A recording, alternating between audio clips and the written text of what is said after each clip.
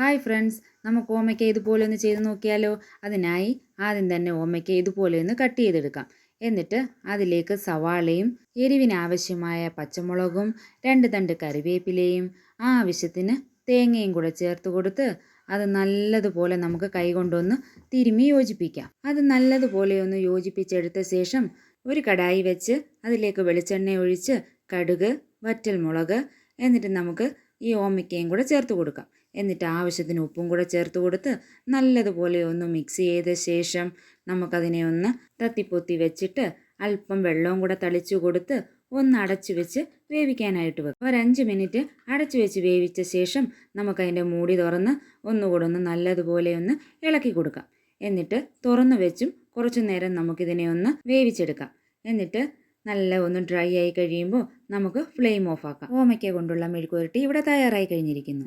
എല്ലാവരും ഇതുപോലെ ഒന്ന് ചെയ്ത് നോക്കൂ. തീർച്ചയായിട്ടും ഇഷ്ടപ്പെടും. ഇഷ്ടമായെങ്കിൽ ലൈക്കും ഷെയറും സബ്സ്ക്രൈബും ചെയ്ത് സപ്പോർട്ട് ചെയ്യാൻ മറക്കല്ലേ. താങ്ക്